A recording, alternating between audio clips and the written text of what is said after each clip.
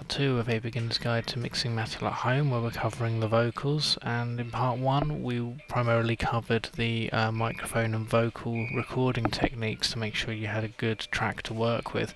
And in this part of the episode we're going to be discussing the processing involved, and as always we're going to start with EQ, which for vocals can be pretty complicated. And the reason vocals are pretty complicated when it comes to EQ is that every vocalist is very, very different from the next. If you think of all your favourite bands, all the vocalists sound fairly different, and the vocals really are one of the main things that characterise any band, because they do differ a lot. And that does make it hard to say boost here, cut here to get the best sound.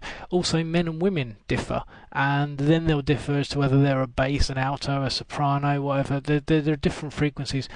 But obviously, this being a guide, I am going to put up this picture here for you, which is a good general guide as a starting point. This is the type of thing other people seem to be scared of, is giving people a starting point and saying this is where you should look at and adjust to your taste. See far left and far right, we've got good cuts there. I suggest you take a screen grab of this if you can pause YouTube and do that, and keep this graph, because it will be useful reference for you when you're doing your own mixing. Everything below 100 to 120 you want to cut out completely. You don't really need that at all with the vocals. Just beyond that, you'd be surprised, beyond maybe the 150-200 mark, can add some real warmth to a thinner vocal, and that's where sort of lower men's range is, and you don't want to cut too much from there from the men. And if it is a thin voice, or when you're doing harsh singing like this particular track I've got here, it can pay to boost that a bit, to add a bit more depth to it.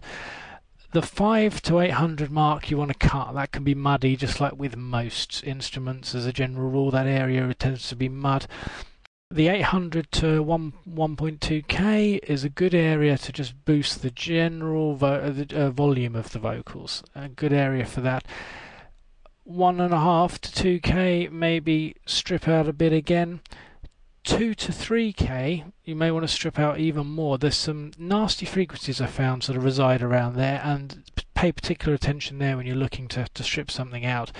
And then beyond that, 3 to 6, you get the sort of sharper clarity of the vocals. If you raise some of these frequencies, it will help the vocal cut through the guitars and can be quite useful for that. Beyond there, it's all very, the effects are very, very minimal. There's what's called air or breath to the sound, which is the same as what you get with the cymbals.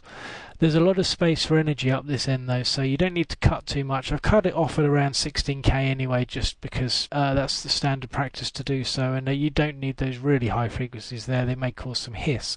But around the 6 to 16 mark, you're going to notice maybe just some sort of extra air or breath to the sound. If you cut too much, it won't sound very natural, but if you add too much, you're not going to notice much benefit. So just play with all of these and see where the voice you're working with has characteristics and fit in here, and cut and boost accordingly, and never boost more than a couple of dB really. If you're doing that, you're really better off cutting the other frequencies where you can. Two other points to note are the plosives. You can see I've got a little mark there showing the plosive area is around the 1 to 300k mark. So if you've got a singer that's giving you problems with the burr, it is actually a very low frequency noise. You'd be surprised if you put it on a frequency analyzer. It's anything from 0 up to about 300 hertz. So that would be an area to cut a bit if you've got that problem. And de-essing, it really varies a lot. Anything from 2 to 10k roughly will vary a lot depending on male or female singers, and then how good their mic technique is and how good the mic is. If you do want to use EQ to cut your de-essing or cut your S's, that's where you should be looking for it. So how does that translate to what I've done? I've used the Reaper plugin that I've shown you in the past for their EQ, because this gives a good graphic example. I've got my low, my high cuts there. I've started boosting a bit around the 2 to 300 mark, as I said, to add a bit of warmth to the voice, because with this harsh vocal it needs that bit of warmth just to help it round it off a bit. And I've done a bit of cutting around the 500 to 800 mark where the muddiness can occur. Again, a bit of just levelling out around the 2 to 3k where it can be a bit harsh, but really with these harsh vocals I don't want to mess with that area too much, because I like that grittiness to be in there. And then a slight boost I've done it around the 6 to 10k mark, just to add a bit of sheen to it and helps it cut through the the mix quite well. It helps sit it on top of the guitars quite well. Your guitars have got a lot of body around this low 2 to 2K mark, as where a lot of your guitars are gonna have body. So again, I've got a bit of a boost between the 2 and the 3K just after the guitars where their main sound lies, just to help boost, and a bit again up here to help boost, which shouldn't really clash with the cymbals too much. As I say, there's a lot of spare energy in these higher ends, and you can boost this without it clashing too much.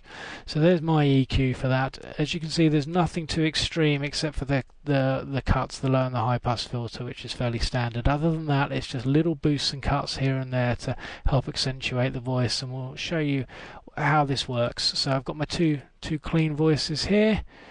I'll mute that. Revenge is nothing new to me. Fuck 'em all and let 'em burn. Cleanse this world of attention. Pull 'em in and watch 'em turn. Running hard is nothing new to me. Celebration makes me sick. Now, not a massive change, but what it has done is anywhere where there are plosives have been reduced a bit by cutting off that really low end from the 100 down. Really gets rid of the buh noises, and the rest of it has just evened it out quite nicely. So I'm pleased with that EQing there. And then we move on to compression. Now, I like to use a multi-band compressor for vocals. Here's the Cubase stock one, not the best multi-band compressor out there, but it does the job okay. And the reason I like using this is because the vocals, like with the guitar episode, I said using a boost pedal helps because it regulates the signal. You don't have that with vocals. Your vocalist is going to vary a lot. You can see from my waveform here, the volume varies a lot. And as well as just compressing that, I found it really helps to use a multi-band so you can further iron out those frequencies and rein everything in nicely, and it gives you more control than just one compressor, because a multi-band is like 4 compressors working at the same time. If you don't use them properly, you're going to ruin your sound, but if you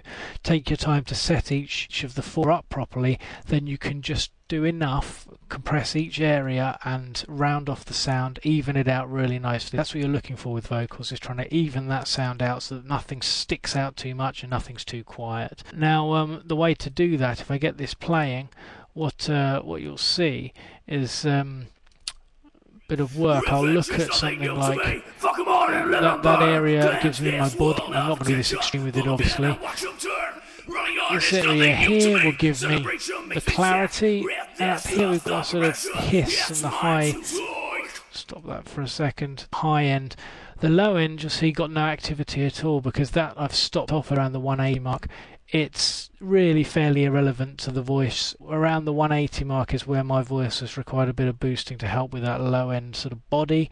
Before that, I haven't cut it off, it's still on. It's just, as you probably saw, there was just not much activity. Don't need to do much with it. But working with the other areas, I ended up not doing a great deal with the gain boosting. Around the compression area, no more than a 2:1 ratio with a threshold of around 18 to 20 on each one.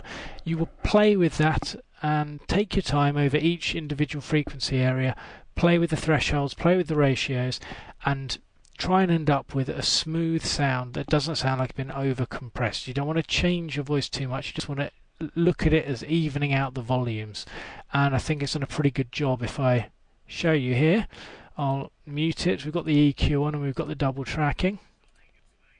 Revenge is nothing new to me. Fuck 'em all and let 'em burn. Cleanse this world of attention.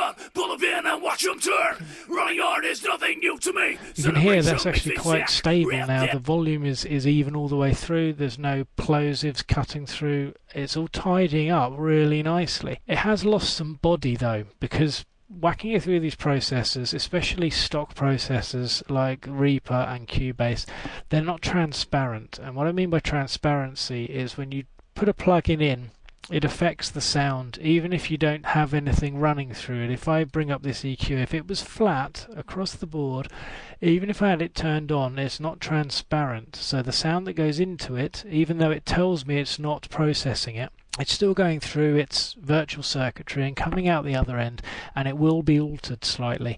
And unfortunately with stock processors like the RIA ones and with the Cubase ones, is they aren't transparent. They do have these effects and they're not always helpful. In this case they've thinned out my voice a bit and made it sound slightly weak. That's not a massive problem because I'll bring this all right back in with a nice dose of reverb.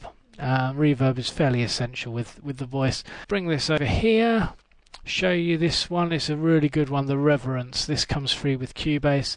It's the best. There are 3 different reverbs available in Cubase 5, which is what I'm using. I'll show you here under the reverbs. We've got the Reverence, and you've got Roomworks, and Roomworks SE, which is a light version, light on the CPU power. The Reverence is by far and away the best. It uses convolution reverb. You can look at my guitar episodes to find out more about that, but it's basically very good replication of real life environments, and really you have to use the best reverb you can. When you listen to something once or twice, not notice the difference, but over time, when your ears become accustomed to it, you will see that a good reverb sounds miles better than a mediocre one. And this Reverence from Cubase is actually pretty good, and it makes a nice difference to filling out the sound. I don't need to show you many settings. I'll bring it up again just to show you what I have done. You can see it's fairly short. For heavy metal, we don't want a massive tail because we don't want too much noise in there. There's a lot of short, sharp words. Da da da da da da da da. We don't want that piling up on itself. My wet to dry mix is set at 37, so that's quite a lot of reverb there. But what this has really done is it filled it back out, added a bit more stereo space to the sound. If I get this playing, you can hear it. Really just does give it that extra little something it needs to polish it off nicely. Revenge is nothing new to me. Fuck 'em all and let 'em burn. Cleanse this world of attention. Pull 'em in and watch 'em turn. Running hard is nothing new to me. Celebration makes me sick. Rip this earth of oppression. And that's it. Mine to toy. And just to show you what that sounds like, completely clean compared to how it sounds fully processed. You can see the full difference I've made. So these are the 2 vocals clean. Revenge is nothing new to me. Fuck 'em all and let 'em burn. Cleanse this world of attention. Pull 'em in and watch 'em turn. There you go. So that's quite a nice difference, I think. And how that now sits in a mix, considering, as I say, I'm not the best singer in the world. This is the very mix that I've used there. I'll just play this for you. You can see how it sits above the guitars and everything else. Revenge is nothing new to me. Fuck 'em all and let 'em burn. Cleanse this world of attention. Pull 'em in and watch 'em turn. Running hard is nothing new to me. Celebration makes me sick. Rip this earth off. There you go. Now that really concludes everything I have to say on the vocals, but if you take your time, especially over the waveform, tidying up, and always bear in mind you're trying to maintain the character of your vocalist, so don't ever go too harsh with anything, and if particularly spend some time on that multi-band compressor, then you can really tidy up the vocals nicely and even them out so they sit well on top of the guitars and are still pretty clear. So hopefully that gave you some good ideas to go away and try yourself, and you'll see this more in action with the vocals in the next episode, the final one in the series. I'm going to be covering your final mix and how to make sure the vocals and the guitars and everything actually do sit together well. So hopefully you'll join me. Thanks very much.